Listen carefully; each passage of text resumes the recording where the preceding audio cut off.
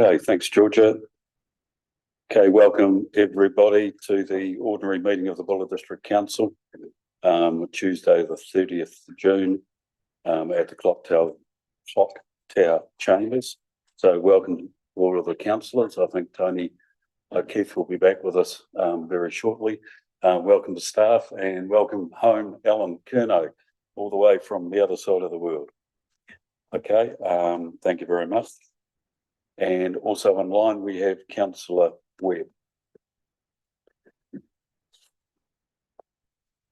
Okay, so public forum, we have no public forum speaker today.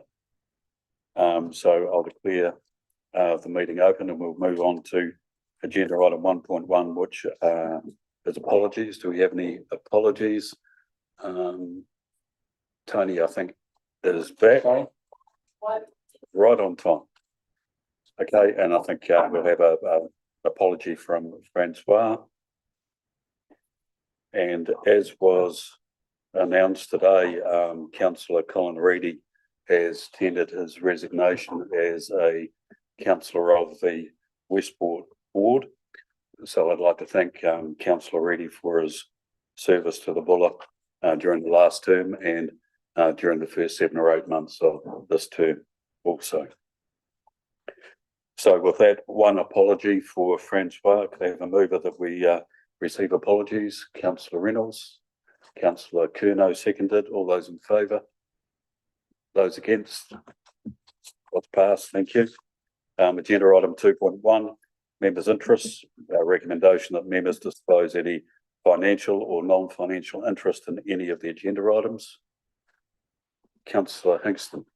Yeah, I just want to put it out there that in the open that when we consider contractors, there are a number of contractors that I potentially have stay with me at the motels. And in that regard, if those contractors come up as part of the discussion, I'll declare a conflict of interest with them specific to the name, because I've got set contracts with them for accommodation. Okay, thanks, Councillor. Anything else? Okay, I'm happy to move that the draft recommendation members disclose any financial or non-financial interest in any of the agenda items. So Councillor Hingston has done so. I'm happy to move that. Do I have a seconder? Councillor Hawes. All those in favour? Those against? Thank you. Fast. Okay, item 3.1, confirmation of previous minutes. The recommendation being that council receive and confirm the public minutes from number 1, the extraordinary council meeting 20th of May 26, the ordinary council meeting 27th of May 26, and the extraordinary council meeting 24th of June 2026. Are there any questions? Okay, moved by Councillor O'Keefe, seconded by Councillor Hawes. Any discussion? All those in favour? Thank you. That's passed. Action 4.1. This is the action report. Actions report rather. Recommendation that council receive the action points report for information. Are there any questions arising? Councillor Deputy Mayor. Just at the last meeting, I did ask for the Punakaiki campground lease to be separated from our asset management plan stuff, but it hasn't been done really. There's still, because at the end of this, it still seems to be lumped together, and I think it needs to be separate. I think that Punakaiki lease needs to, and I know that there needs to be discussion around their asset management plan as part of that, but we need to have in there the overall asset management plan for all of our properties as an action going forward. And so I just would like it as clearly as two separate things, actions. Anthony? Yes. Yes, we can do that. Okay, so staff will arrange that. Thanks, Shane. Councillor Rutherford. Yeah, no, just quick question, if I may, Mr. Mayor. I note that the update is that there's been a meeting with the leasee. Negotiations for a rental increase are expected to be completed. My question is around the use of the term negotiations. I understood that there was a prescriptive element to the lease that described how rental increases would be applied, and I'm surprised that it's a point of negotiation. Can that be expanded on? Anthony. I'm going to need to check that word because I didn't do the update, so I will check it for you. My understanding is, as you said, there is a prescribed rental increase. Thank you. Okay, if you can circulate that response, Anthony, that'll be great. Are there any other questions, councillor Sampson? Well, just on that same topic, that negotiations or work on the expected lease is going on and it's going to be completed, but we'll get a paper virtually by the time it's due for completion. So there will be no input from any councillors, just for information. Is that correct? So the question is that once negotiations have been completed, will it come back to the council table? Well, it says it's going to have a paper brought back to council later in the year, but that's after negotiations or the lease has been set. So I was of the understanding that there could be input from ourselves, but that's clearly not the case according to this. I guess it might sort of tag on to what councillor Rutherford was, the point councillor Rutherford made is whether in fact it is a negotiation or whether it's a formula-based thing to actually increase the rents would dictate whether it came back or not. Anthony, can you comment on that? I will. I think from Rosalie's point is what's coming back later in the year, that in the future of the campground lease, so that the campground lease runs till the 2030s sometime. So there will be a future options around what we need to do. So that's so it's not a fait accompli here. It's coming to council with what the future plan might be. Deputy Mayor? So, and to clarify, the asset maintenance options, is that something that is negotiated, or is that something that's coming back to the council table? Because that was part of the discussion as well, as what assets belong to council and what assets didn't. So all of that comes effectively jumps into the same melting pot, because some of the assets are owned by council, some are owned by the leasee. At the moment, the leasee maintains those assets. Once a new lease occurs, what happens to those assets? And in particular, what options would council have for stuff that might exist there if the lease went elsewhere? So we have to look at what those options are and how we manage the assets. Thanks, Anthony. Are there any further questions? Okay, so the recommendation, council receives the action points report for information. Councillor Rutherford, councillor Angaston seconded. Any further discussion? All those in favour? Those against? That's carried. Thank you. Okay, item 5.1 on the agenda is the debt management report, 31st of May 26. The recommendation being that the debt management report dated 30th of June 26 be received.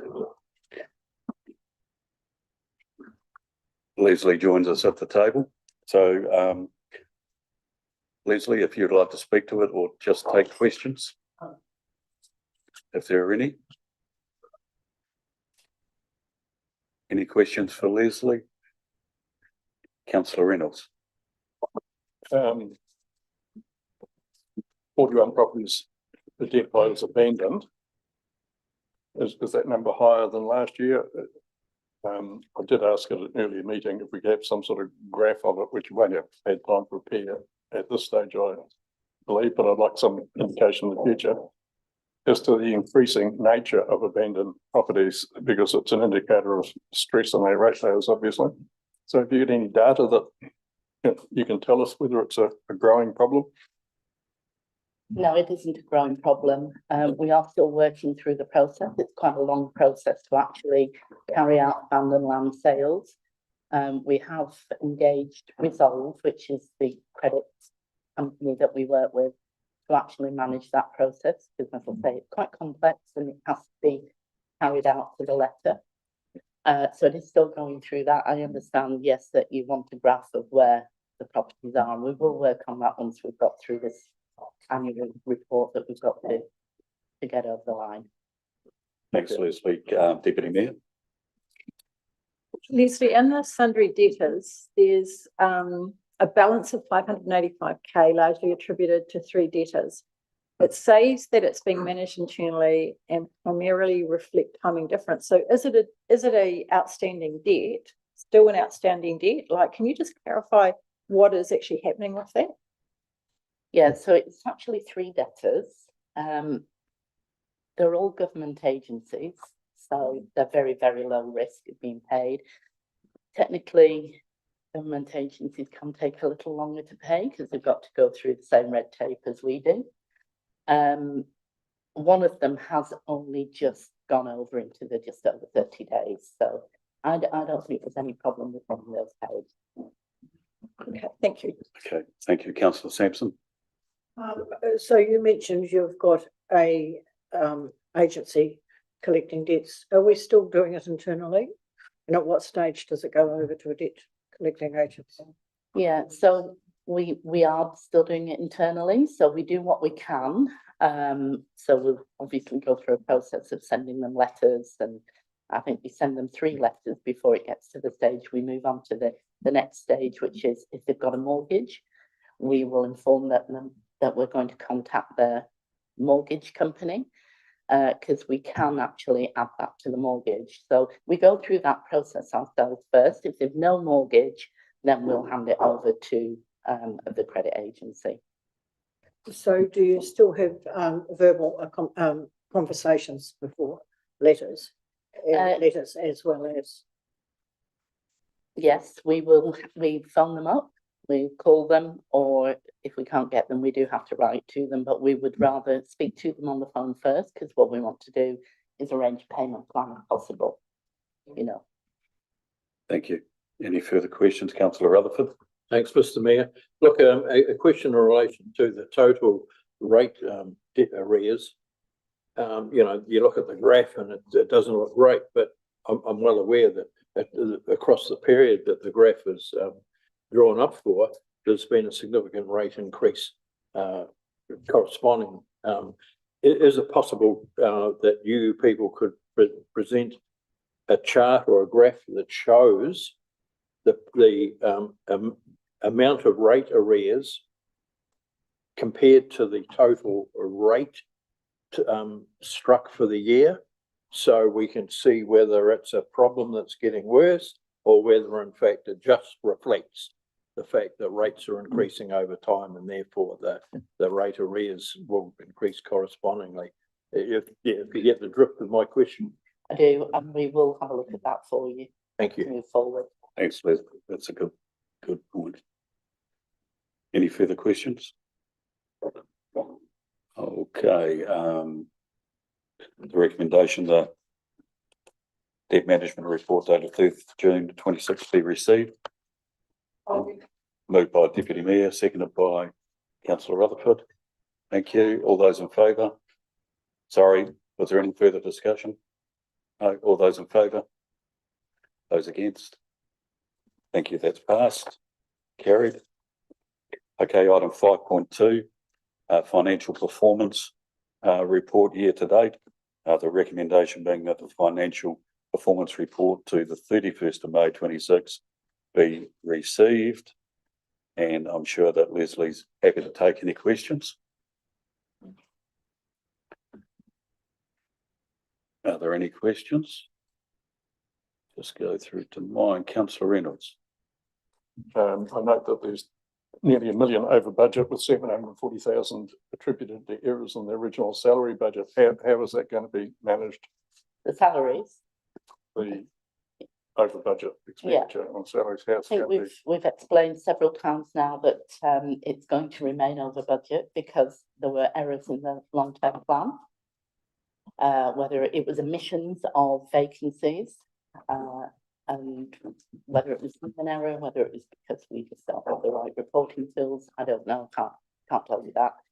But it's going to remain over budget because the salaries were incorrect in the comparatives.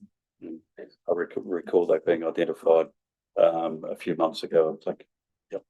Several times, I believe, throughout. the So, process so this year. that would account for our growing debt. Will be. So part of that would be so our level of debt will be part of the debt level. We try not to use debt for operating expenses. We do have to use it for working capital, but whether that will relate to an actual debt, I can't say at this point, but we are expecting to be within our limit of debt as we specified in the annual plan, long-term plan. Okay. Thanks, Liz. Any further questions, Deputy Mayor? Just around community services, so it says that we paid out more grants than we budgeted. Did we pay there's 35 or there's some of it is reflected on increase in grant payments. So I didn't quite understand what that meant. Do you know, right? Hi, councillors.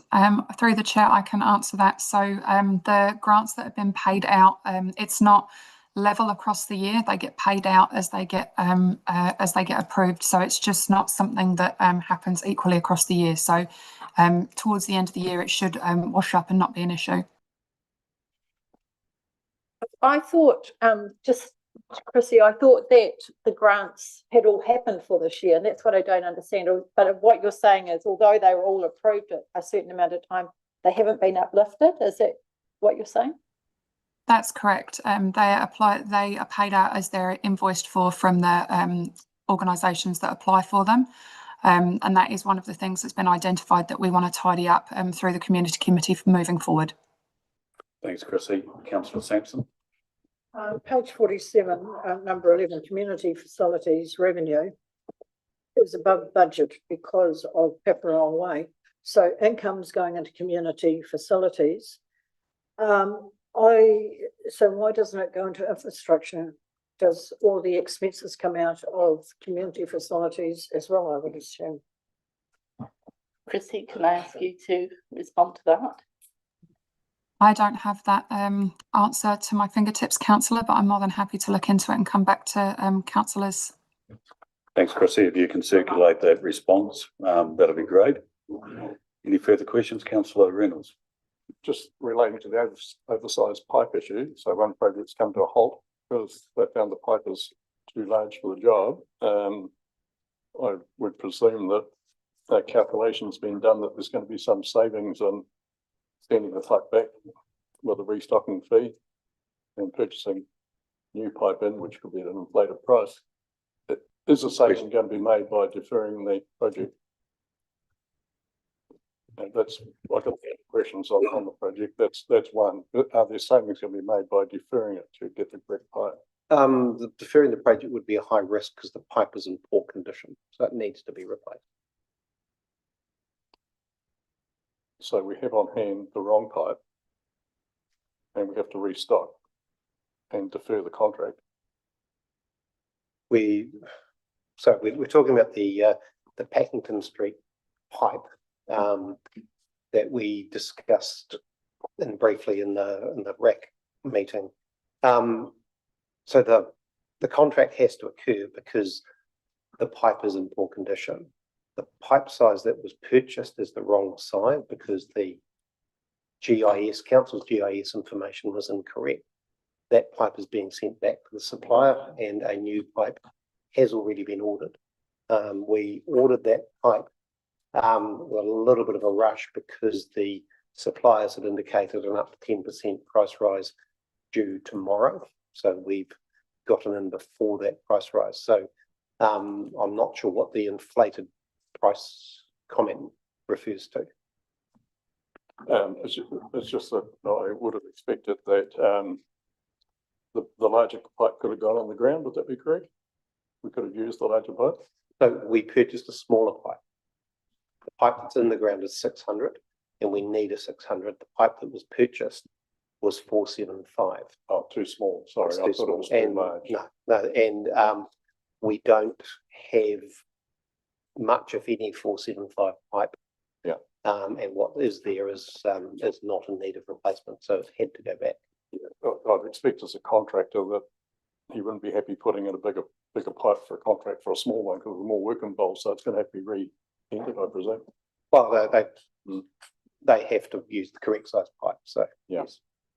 I think through the rate committee, the additional cost has been signalled. Correct. Correct. Okay, thank you. Are there any further questions? Thank Tony or Keith? I'd like to move that we have received the report. Thank you. Seconded by councillor Hingston. Is there any further discussion? All those in favour? Those against? Thank you. That's passed. Item agenda 5.3, investments and borrowings to the 31st of May 26. The recommendation being that the investments and borrowings report dated 30th of June 2026 be received. Are there any questions? Deputy Mayor. You see, I did email you about the DWC loan that we've repaid and just asking whether anything had been set up with the Reefton Campground and Reserve Committee about repayment. You said not at this stage. So I just want to know when that'll happen, because in my mind, the reserve will want to know. They would have maybe have had discussions with DWC. I don't know. Councillor Horse, you might be able to clarify, but I think that it needs to happen sooner rather than later, so that that committee has an idea of what their commitments are, and that it's on our radar as well to start doing that from August next year. Is that what you said? Yes. So that can that happen? And who will have that discussion with the reserve committee, I guess is my question. We'll talk about that internally and determine who's going to be the best to do that.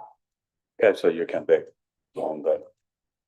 Okay, thank you. Are there any further questions? One update in the comments report. Since it was written, one of the terms, since it was written, one of the term deposits has matured, and we have rolled that over for 4 months at the same interest rate. Okay. Okay, so that was the one with LGFA for 500,000, correct? No, that was with BNZ. Oh, Term BNZ, deposit, sorry, I'm yeah. looking at the wrong chart. Okay, thanks for that. Just one for the question. The council remains on track to meet the year end forecast of debt of 47 million. Just can you just refresh my memory if you can? What was the number in the long-term plan? What was expected? 47. We're expecting to be in line with that. Okay, so at the we're end of bang this year. on At the moment, yes. at the moment. That's good news. Thank you. Councillor Sampson, then Deputy Mayor. So with the increase from, since May. Yeah, in the last 12 months. Where has that actually been spent? Is it on capital? So most of it will be on capital. We do have some debt that we pay off and bring back, and pay off and bring back to manage working capital. But most of that, the increase is because of projects and capital expenditure. Thanks, Leslie. Any further questions? Deputy Mayor. Sorry, just one last question, Leslie, around the bell pump. I just wanted to clarify, have we got clarification now that we don't have to repay that money if the dredge is sold? So we have to write to DWC if we want to sell it and ask their permission if we can sell it. And if they agree, then they may come back. They may not, but they may come back and say they want a percentage. So we don't know at this stage. The options will be coming to you in July as to what's going to potentially happen with the dredge and what we've got on the table. It could be that we keep the bell pump. Yeah. So whether that whether we have to pay anything back or not, we don't know, because potentially if we keep it, it can be used on a boat here for the harbour. So we are still using it. So until we really know what we're going to do with the dredge. Okay, so if we still use it, that would still be a discussion around with DWC. Yeah, Okay. we have to determine whether the substance of what their agreement was, that it was on the dredge, or whether it was just we can use it. Okay, thank you.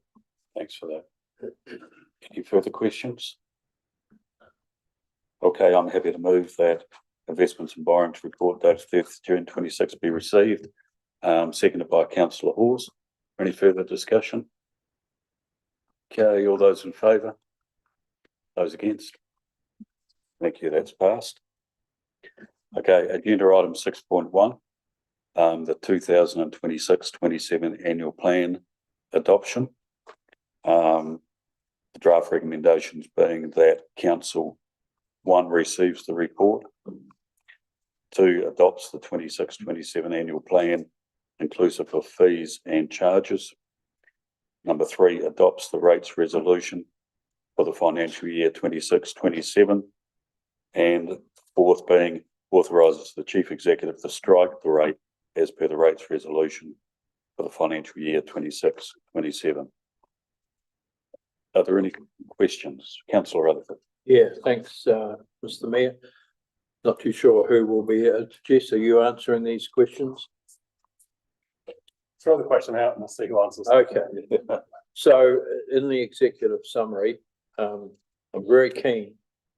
The rate increase, an overall average rate increase of 5.79 compared to a LTP increase of 9.05%. That's a good result. For absolute clarity, are we talking about the total rate take for the council, including all targeted rates as well as general rates? So for clarification, is that what we're talking about? We are talking about the total overall average rate. So that includes all your targeted rates. Total rate take, yeah, thank you. Yeah. That was pretty much as I expected the answer to be. I do have some issues the way it was communicated to our ratepayers about the impact it might have had on them as individuals, but I think that might be for an LTP discussion. Thank you, Councillor. Councillor Reynolds. Within the annual plan, is there any expenditure planned for climate change initiatives, or planning for citing a new town, a new development outside the town? No. So no in both cases. For the fishing basket project, is there any money in the plan to put that on a pedestal by the Arawati Back Road Bridge, or? Sorry, Council, which project? Is there any Fishing basket. funds set aside in the annual plan for the fishing basket project to be erected on a pedestal at the old bridge? That was funded from previous annual plans, so that's been carried forward instead. So this particular annual plan wouldn't talk to it. So the question was, is there money in this annual plan to spend? No. There's no money. No, it's the answer. Spent on that. Yeah, so it's previous budgets. Thank you.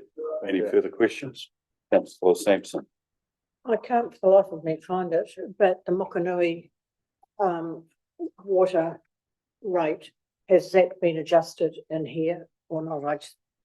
I just couldn't find it. Yeah, it has been adjusted. As we discussed with you, there were a couple of those rates that we needed to adjust the overheads, and that's what we've done. So Yeah, so what was the final rate off the top of your head? Because I just couldn't find it for me. off the top of my head, Sorry, yeah. it We'll might be get the rate Leslie to come back to you with that. Okay, she doesn't have it off the top of her head just now. There's so many differentials. Yeah, that's good. Just when any of us around the table have a question, staff, that when that question, if you're going to come back to us, can you circulate, that round us all? That'll be really, really helpful. Sure, you're probably doing it anyway, but, okay. Are there any further questions, councillor Rutherford? Yeah, quick one, and it's probably an easy answer. The funding for the contestable grants was reduced by 9,052.52. Have the Buller Financial Monitoring Service been advised of that decision that was made as part of our annual planning workshops? I don't think they've been advised. Well, they will have been advised because everybody who made a submission was advised of the results of the hearing. And plus, we did actually put out a press release saying that explained all the changes, so they will have been informed. Thank you, Deputy Mayor. Just a question around fees and licenses. When we did our district licensing training last week, I think it was, there was comment made around that we're not really charging the appropriate amount for the amount of time that goes into that. Are we looking at those types of things through our long-term plan? Simon? So you're talking about the alcohol licensing Yes, primarily? yeah. So what we have been trying to do across the regulatory space is trying to harmonise between three council codes. So we've done that with the latest building consents, resource consents, and also the recent dog consents. The alcohol licensing is a prescribed cost for which is a government mandated charge. So it's actually, you're correct, it's well out of date, and I think there's a proposed changes to the Alcohol Act to potentially increase those. Okay. Right, thank you. Any further questions? Yes, you may. That we adopt option 1. Okay, so we've got a motion on the table that number 1, that we draft recommendation council receives a report. I'm happy to second that. Is there any further discussion on that? All those in favour? Those against? Thank you, that's passed. So we move on to number 2. The recommendation being adopts the 26-27 annual plan, inclusive of fees and charges. Councillor Curnow? No, I'm just waiting. Okay, I thought you were moving. Oh, I'm happy to move it. No, okay, councillor Hall has moved. Councillor Curnow will give you a second prize on that one. Okay, so is there any further discussion? All those in favour? Those against? Thank you, that's carried. Number 3, adopts the rates resolution for the financial year 26-27. Do I have a mover? Councillor Hinkston. Seconder. Councillor O'Keefe. Okay, is there any further discussion? Deputy Mayor. Just around the rates resolution and us announcing average rate increases. I think it would be good, just taking on Councillor Rutherford's comment around that sometimes that average can be a bit misleading for our ratepayers, and just having, I think, some clear information when we go out with that as to what it actually means, so that people are looking at the information that's there around their own rates, and they can see if there is a significant difference between what the average is and what their own rates are, because in a lot of cases there is a difference. Thank you, Deputy. Yeah. I think staff are happy with that. Okay, thank you. Any further discussion? Councillor Reynolds? The rates were originally put to the public on the consultation document at 4.4% and were later increased by the cost of staff increases, and I voted against that. I think it's the wrong time for our community to accept extra costs for building documents. We've got a world fuel crisis at the moment. It's going to increase costs for everybody for everything in the near future. So I spoke against it for the staff increases over that, because I didn't think it was warranted. So I'll be speaking against this motion too, because I think a 0% rate rise is achievable. In the immediate past, we've spent $750,000 examining whether to have bins or bags for rubbish. And that certainly won't be continuing into the next financial year, so that should be a saving of $750,000 alone. And there are other elements such as that, of discretionary spending, which never came back to this council to make a decision on. And there's many examples, one of which would be membership of the local government New Zealand, which, Excuse me, councillor, that's on our agenda in terms of renewing that. Or that was mentioned in my monthly report, so. it will be an expenditure built into this year's rates though, which is why I bring it up here, that there's things being built into the rate rises that this council hasn't made a decision on, such as discretionary joining of organisations such as that, and there's a number of them. And I don't think the budget should be presented to council as this is what we're going to spend on, without the actual councillors knowing which items are discretionary and which are not. So I will be ready. Thanks, Mr. Mayor. Look, I've got to take exception with Mr. Reynolds' comments. We had extensive workshops and consultations, and we went through line by line. We had every opportunity to comment on matters of expenditure built into this annual plan. I've not heard Councillor Reynolds bring that up before. I don't see the relevance of it now. Thank you, councillor. Is there any further discussion? Okay, so I'll repeat the recommendation adopts the rates resolution for the financial year 26-27. All those in favour? Those against? Councillor Reynolds against. Thank you. And the final one, number 4, authorises the Chief Executive to strike the rates as per the rates resolution for the financial year 26-27. Councillor Hawes has moved, Councillor Rutherford second.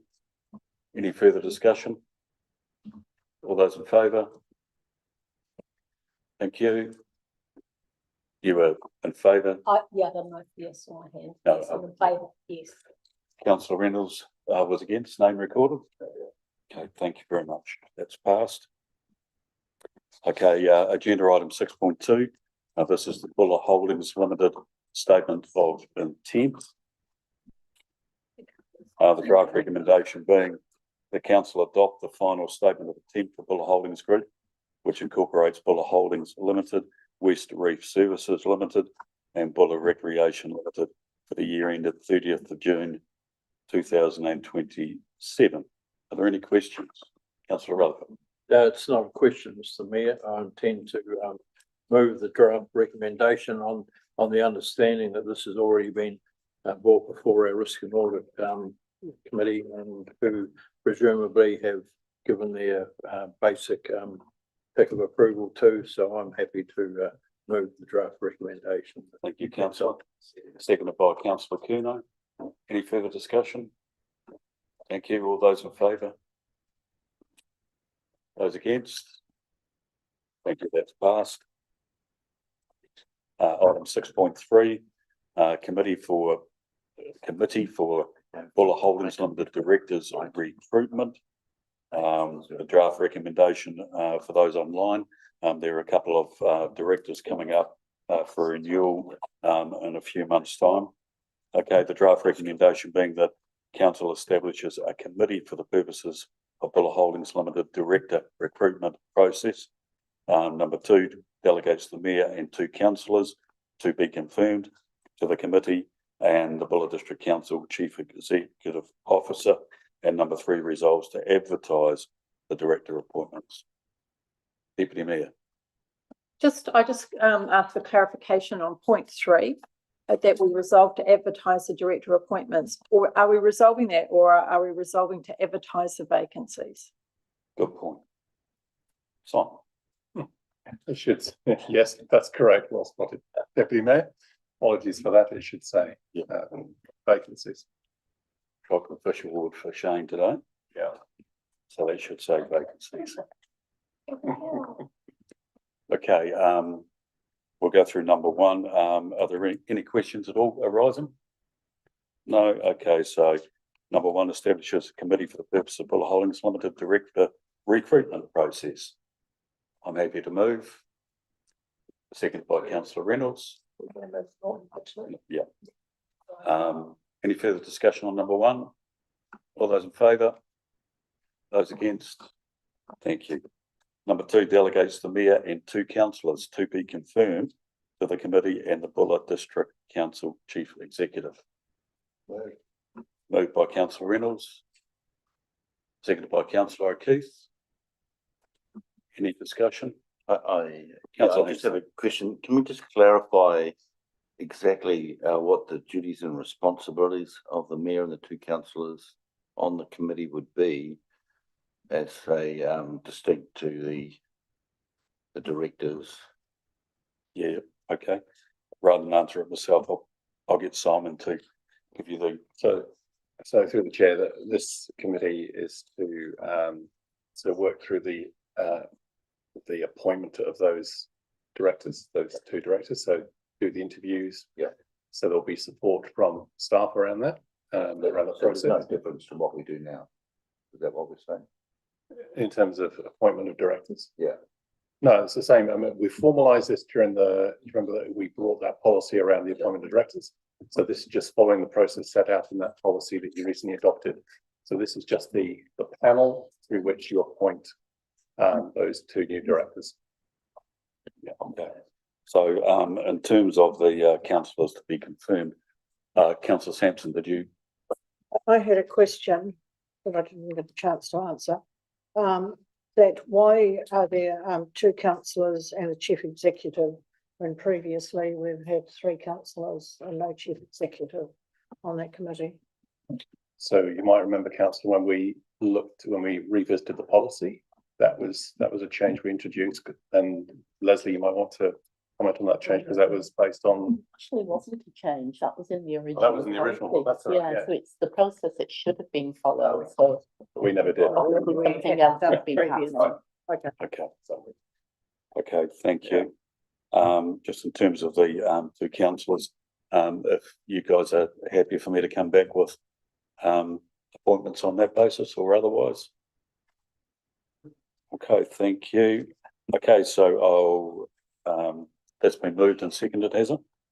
Okay, so there's no further discussion. I'll put that to the vote. Those in favour? Those against?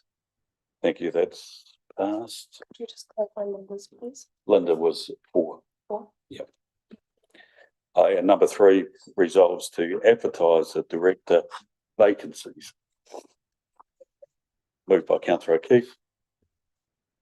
Seconded by Councillor Hinkston. Any further discussion? All those in favour? Those against? That's passed. Thanks very much, Leslie. Item 7.1 is the Mayor's monthly update. I won't read out all the draft recommendations, but I'm happy to take any questions. Councillor O'Keefe. I'm happy to move 1 through to 4. 1 through to 4, thank you. Oh. Seconded by Councillor Kerner. Okay, thank you. Is there any discussion? Councillor Reynolds. As regards inward network correspondence, do councillors have access to inward network correspondence? That's my correspondence coming to me. So it's in the recommendation. Yeah, okay. You don't receive everything I receive because you'd be getting it all hours of the day and night. What I do send out is what I think is, relevant to your responsibility to the council as a whole. And you'll notice when I put for information, that's stuff that I'm sending out. I think that I need to send to you, or if I miss anything, I'm sure that Simon actually follows that up and does the same thing as well. Yeah. So there is general information that comes and goes, but there's nothing, I don't think, of any substance. Yeah. Kirsten McKee keeps a close eye on it. So if I was to miss something, then Kirsten will slip something in and check with me anyway. So there's at least 2 sets of eyes on it, if not 3. Good, okay. Okay, so any further discussion? Councillor Hinkston. Yeah, again, I don't mean to reiterate, but I just want to thank you, Mr. Mayor, for the quality of the reporting. I particularly like where you've got risks and opportunities and Mayor's reflection. You've just given us your thoughts, and I think they give us a good insight into at least the way you're thinking about things, but also about what you pick up from the community when you travel around and do all your meeting and greeting and workshopping. So thank you. Thanks, councillor. I appreciate that feedback. And as I said a few months ago, it's work in progress. So you'll see that, the format it's changed a little again this month. And I'm trying to get it to a point where that'll be it going forward. But I'm also looking at what other councils are doing around the place as well. And particularly the part that I added on media sort of commentary, I think it's quite important too. But I'm writing it not just for the table, but I'm trying to write it for the community as well, so they can pick that up and get a general sort of sense of where things are at. So I'll keep on working on that. So thank you very much for your feedback, Councillor Rutherford. Yeah, thanks, Mr. Mayor. I absolutely agree with Councillor Hickston, and it's pretty good coverage. Well, I do have one question though, and that is that you have talked about media reporting and public sentiment. Do you have a view on what's happening at the moment, independently of the council table and referencing the council corner, the regular update in the Westport News? Do you have a view on how that's working or otherwise? Yeah, I think that generally that's been well accepted, and I think it's matured to a point where people are actually getting something from it. I mean, I think when we first started, we were all a bit rough around the edges, but I think it's I'm quite happy with it, and it's good information, it's good reflection coming from councillors around the table. Thank you. Okay, so has that been moved? I think it has. Okay, so I moved 1 through 4. Okay, if there's no further discussion, I'll put that. Oh, sorry. Yes. That's what's been moved, yeah. Well, if you're removing 1 through 4, then there is discussion on the remits, the LGNZ remits. Is that what you're? Yeah, well, that's what Tony's moved. Okay, then there is questions. Discussion. Go for it. Discussion. Oh, well, questions. The remits. Yeah. We have to make decisions on those. Yeah, you're quite right.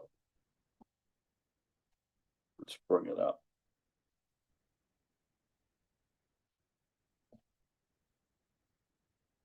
Can we move them separately, please? Yeah. The remits. No, all of the recommendations. Yeah. No, there's a motion on the table that 1 through But you 4. can ask them to be. They can be voted separately. If councillor Keith is happy with that. Councillor O'Keefe happy? Councillor O'Keefe is happy with that. I'm just finding it on my screen. Okay, so let's go through and see how far we get. Let's just go. Draft recommendation 1 receives the Mayor's monthly report, updated 30th June 26 for information discussion. Have a mover. Councillor O'Keefe. Councillor Rutherford seconded. Yeah, no, just yeah. Oh, okay. Yeah, they've all been moved and Moved and seconded. We seconded. just simply need to vote. Yeah, but Shane's raised a point in terms of the remits. Yeah, but it's about voting, not about moving and seconding. Okay. Thank you for the clarification. Okay, all those in favour? Those against?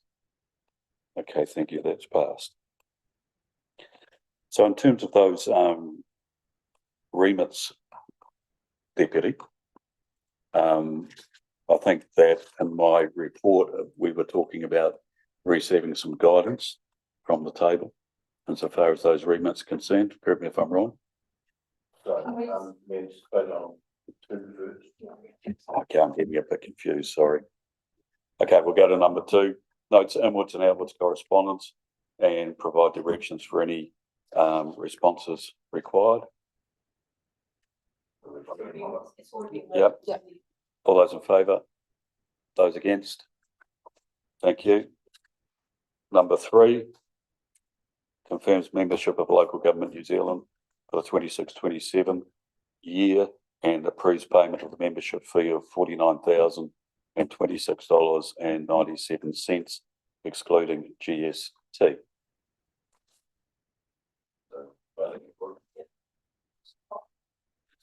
Okay, any questions first?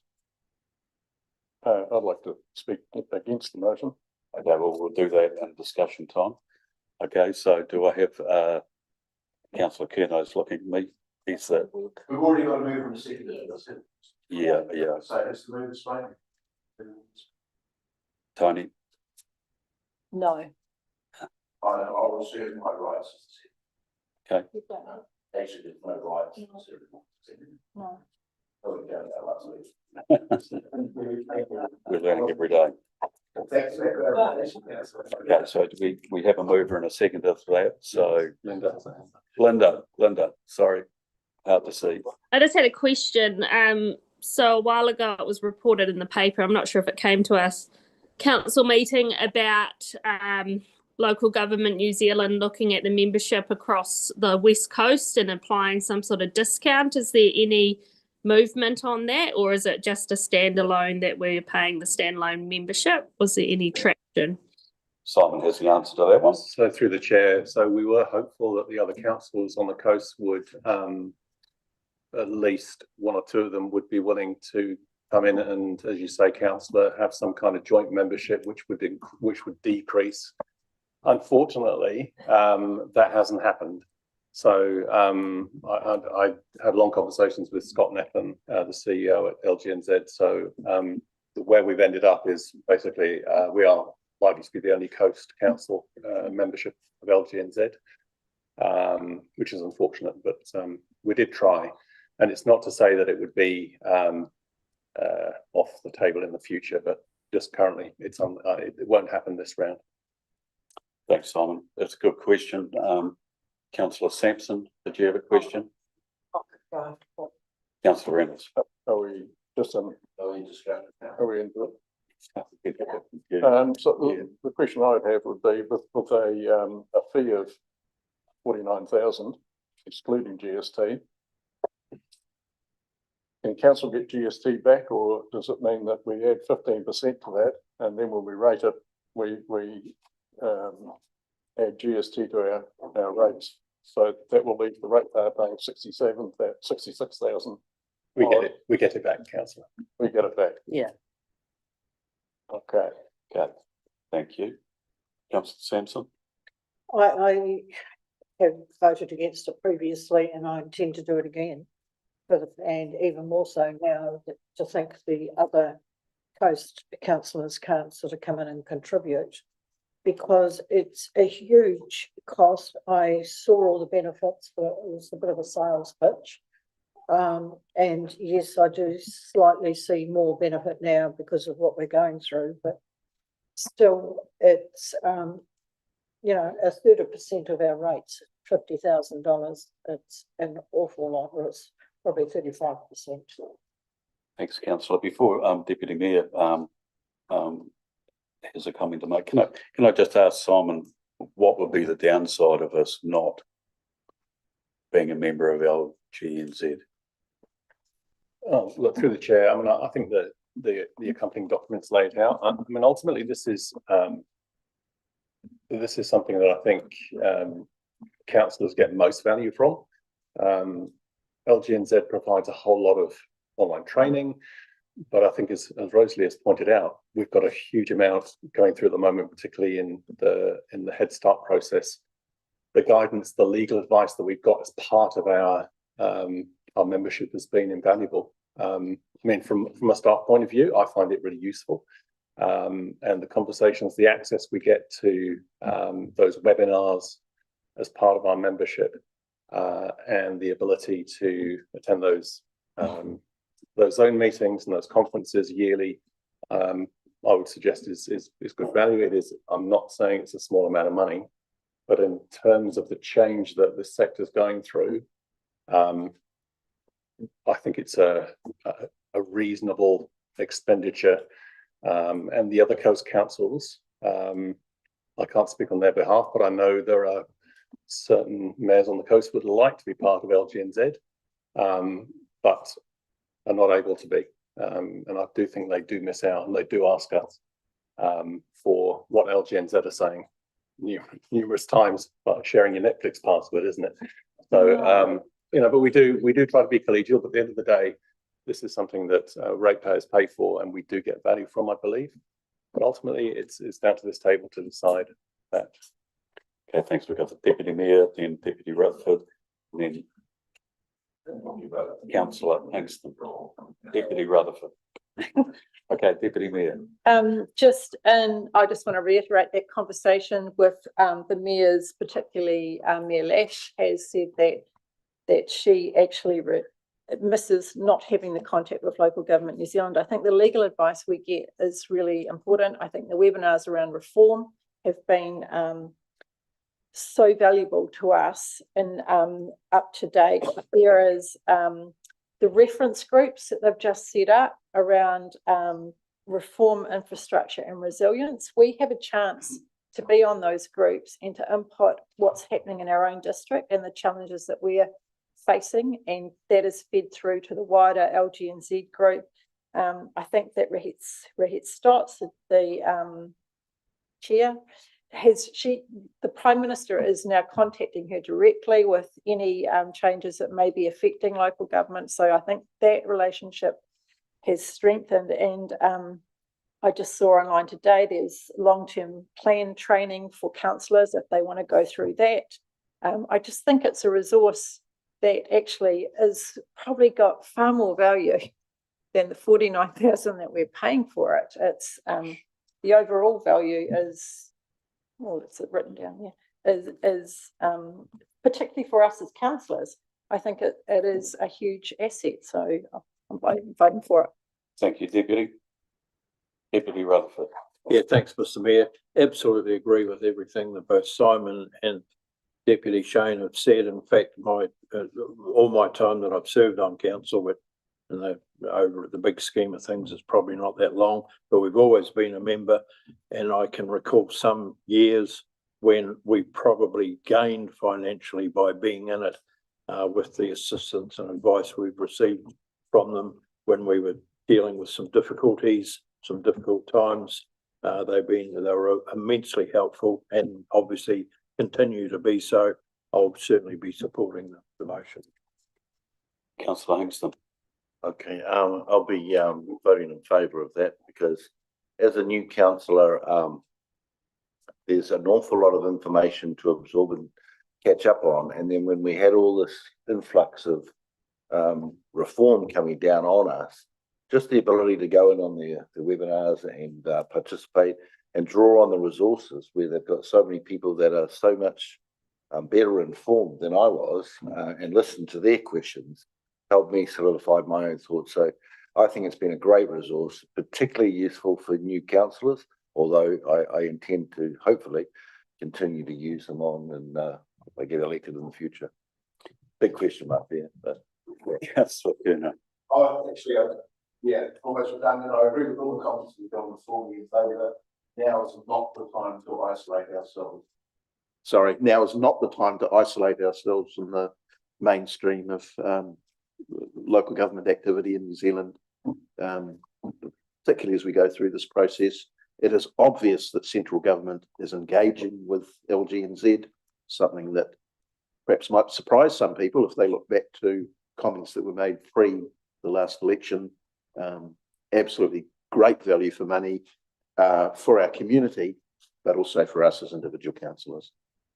Thanks, Councillor. And you know, from my input, and you've heard me say it before, is that I was fairly sceptical about the value that LGNZ brought before I was elected. But having attended mayor's school, my response to Simon after hooking me into that was that perhaps if you're thinking about standing for mayor, you should go to mayor's school first.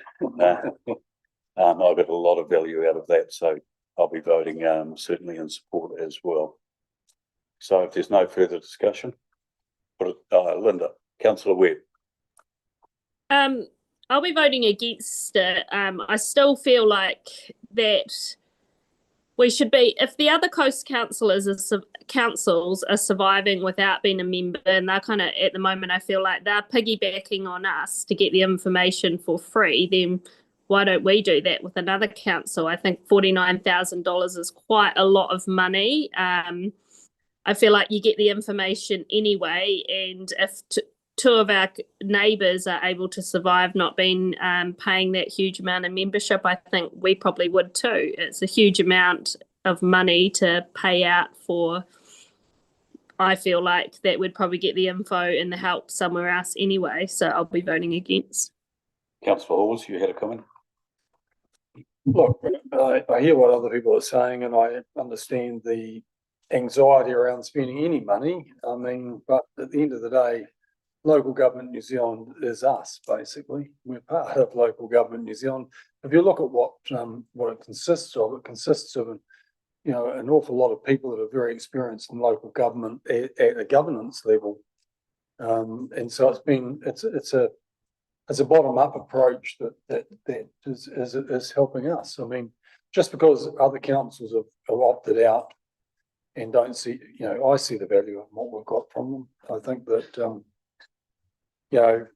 to think that we can just opt out and expect to put our thumb out and get a ride, it doesn't mean we're going to get there in a hurry. So, and what I mean by that is that if you're relying on getting information through a roundabout series of contacting your neighbour to try and find out what's going on, that is not an efficient way to move. And when we've got a decision coming at us in early August around this, whether we're going to be onboarding or offboarding in terms of the process around local government reorganisation, I would suggest to people that the matter of weeks or months to try and get information by semaphore or smoke signals is going to absolutely stymie that process. So right at this particular point in time, I'm amazed that anybody would think about sinking the boat. Thank you. Okay, one last from Councillor Reynolds. Well, I'll continue to vote against it. I mean, thank you for Simon for telling me we won't get charged GST twice, but we will get, the ratepayer will certainly get paid, charge GST on his rates on the 49,000, which will take it to 56. 56 isn't the last of the expenditure because there'll be conferences to attend and travel and accommodation, I'd expect, which would lift it. Thank you, Councillor. And I've Skyped into their meetings, and in the 8 months I've been a councillor, I haven't got any new information than what's available elsewhere on their Skype sessions for council. So I haven't seen any value in it, which is why I'll be voting against it. Thanks, Councillor. Councillor Keith, you were the mover. You're good. Okay. Thank you. So we'll put that to the vote. All those in favour? Those against? Okay, thank you. That's passed. Which takes us to number 4. Notes the proposed LGNZ remits to be considered at National Conference and provides direction on how votes are cast by the Mayor as delegate at the LGNZ General Meeting. Councillor Curnow. I'm speaking to this motion. This has been moved and seconded, hasn't it? Yeah. It would seem to me, I don't know what other people are thinking around the table, that will be quite a clumsy process if we go through these remits one by one. I'm suggesting that you will be our delegate, Mr. Mayor. Mm-hmm. I'm suggesting that you exercise your vote on our behalf based on the discussion at the conference and the knowledge that you are able to interpret the position of our council. Now, there may be, I've looked through the remits, there may be 1 or 2 things there that people actually do want to discuss, but I'm just suggesting that it's going to be quite a time-consuming process if we debate each one of these remits one by one. Thanks, Councillor. Deputy Mayor. I think that there is a place for staff to comment on these. For instance, I looked at the improved regulation on vape stores and thought, oh yeah, that's a good thing. When I read it, all I see is a whole lot of regulation going back onto council and possibly needing a policy. And I'm thinking, actually, it should be driven through central government. So I would be interested in, that one in particular. I just thought it's just more things being pushed down on us. The rest of them, I basically agree with, but they need to be prioritised. And I think that when you look at it, they would be quite easy to prioritise. But I think there is some of them would need discussion, like around the dogs, and also the vape store will be worth you discussing with staff. Okay, can I propose then that councillors who would like to provide feedback do so to me and to the Deputy Mayor, and we will discuss with staff, come back with a position that we think we'll take, which obviously may change at the conference if something else arises. Is everybody happy? Councillor Rutherford? Yeah, no, so just remind me when the meeting will take place, so when you need the feedback from. I mean, I've had a look at these as well, and I am concerned about some of them. Number 7, the bulk funding of transport activities. I think that a rough read of it, it could end up being a disadvantage to us if that was to be adopted as an example. So when do you need feedback by? I think by the end of next week. Yeah. Okay, I think by the end of next week, Councillor Rutherford, if that's not pushing it. Okay, Councillor Webb. Yeah, I just didn't want it to have no feedback, because there are certainly things on there that I think that we should be pushing, and others, like I had some of the same concerns about workload and whether that would actually disadvantage us if it went through. So I'm happy with that. We can give feedback. Okay, thank you. Okay, that being said, the Deputy Mayor and I will review the feedback and discuss whatever we need to with staff, and come back and advise where we're going to sit with that to the conference. Thank you very much for that. So if there's no further discussion, all those in favour? Those against?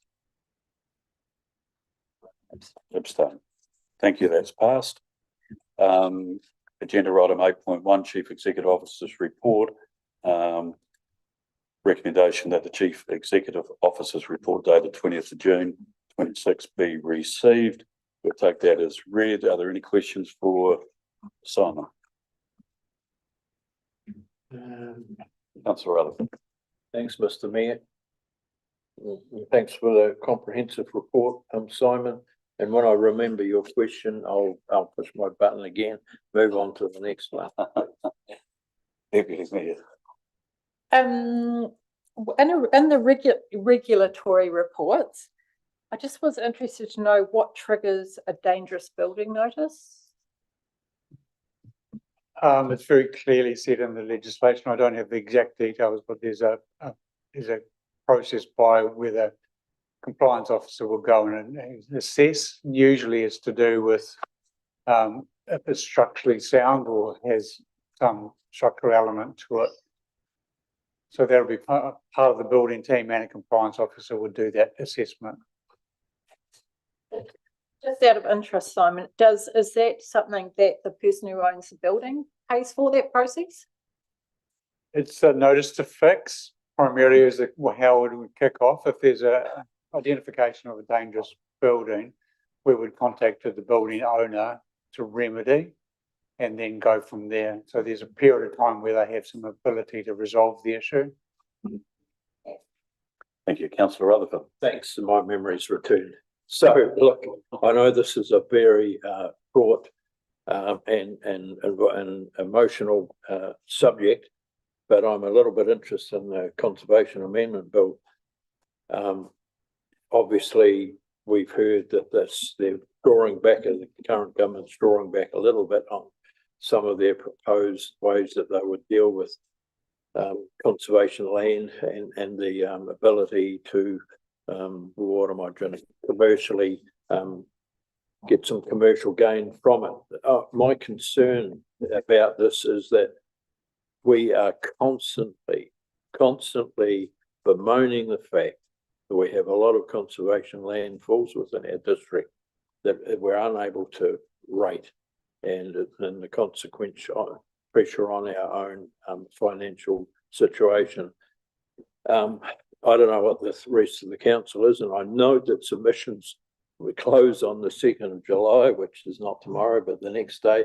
I would have liked us to have had a discussion at this table about whether we wished to submit on the basis that somehow or other that the changes that the Conservation Amendment Bill recognises the ability for affected districts to gain some commercial advantage from the change. Exactly how, I'm a bit unsure. I mean, clearly, for my mind, the disposal of some stewardship land that is currently being leased as farmland, if it was sold to the somebody, the farmer, whoever, we could then rate for it. So I'm looking for some way that the impost placed on this council by the inability to rate is relieved. But having said that, I recognise there's only 2 days to go.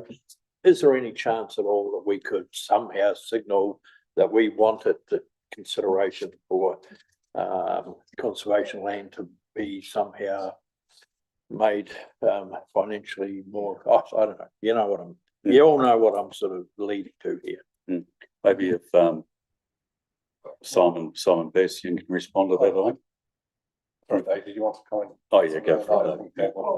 I believe that if it's leased out land from stewardship land from conservation to a farming operation, that they actually pay rates. I mean, when we sat through the rates review, we heard about farmers up in Palmer's Bend Road, and I believe that we heard that rates are that it is rated if it's leased out to a private person. Simon? That is correct. If there's any commercial activity through dock leases, they are rateable, and we do rate for them.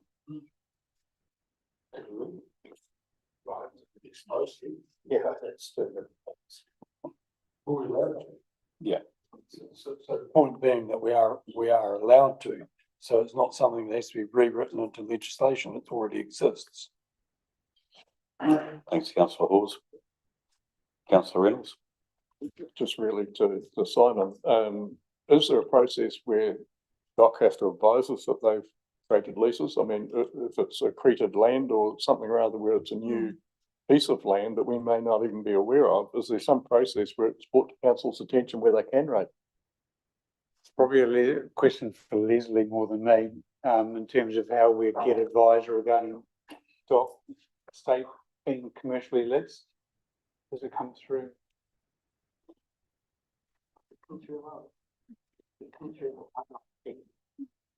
I'll have to get back to you in terms of how we actually do get notified. We'll circulate it around councillors, that answer. We'll find out. Thank you. Any further questions of Simon? Councillor Webb. I just had a question on some of the graphs about consents. Now, given that, you know, we've had a financial year, looking at resource consents and building consents, I know, you know, if you go over the statutory days that you apply a discount, how much year to date has the council, you know, had to discount because we haven't been able to process them in the statutory time frame? Yeah, thank you, Councillor. I don't have the exact figure. I'll have to do some analysis on that, but we have been giving some discounts, definitely. Okay, that would be good. Staff will come back on that one. Any further questions of Simon? I'm happy to move that the Chief Executive Officer's report dated 20th June 26 be received. Seconded by Councillor Hingston. Any further discussion? All those in favour? Those against? Thank you, that's passed. Okay, we come to the final item on the agenda, 9.1 elected members update. A lot of the information on these updates have been included in the reports, some in my monthly report, etc., etc. So this month, I think, thank you to the community team for updating where things are at, community committee rather. So if everyone's happy, we'll just take any updates by exception. Councillor Deputy Mayor. Just on the destination management plan stuff and that LGNZ reference group that I'm on, Caitlin has set up a Hub Docs folder that information is going into under resources. So particularly I thought the reference group stuff, as that more information comes in from that, councillors might want to read it, like what's happening in that sphere, and it's just easier to put it in under resources. The destination management plan stuff, I'm not sure that it's a good use of my time at this stage, but I put that stuff in there as well because it does have some figures around tourism figures for the Buller district. And so if there is anyone that is interested in that, there's also a report from the Otago University around the effect that I think it's ecotourism can have on small rural communities. So that's saved in there as well, just if anyone wants to read anything. Okay, thanks for that, Deputy. Okay, so Councillor O'Keefe, you're happy to move? I'm happy to move. Thank you. Seconded by Councillor Hingston's on a roll today. Okay, any further discussion? All those in favour? Those against? Thank you, that's passed. Next, we would normally go through the public forum response, but not having had a speaker today, we don't have anything to do. Sorry, Councillor Hawes. Yeah, are you going to put somebody else onto the water, local water done well? Are we going to do something about that? We won't do that today. That's not on the agenda, but yes, that needs to be done. So there'll need to be an appointment to the West Coast Waters shareholder forum, because that's the mayor, the deputy mayor, and one councillor. So we'll need to attend to that. Also, a replacement member for the RAC committee, and any new member will of course be automatically a member of the community committee, which is a committee of the whole. I think that's covered everything, all the positions. So I'll come back to you on that. Thanks for bringing that up.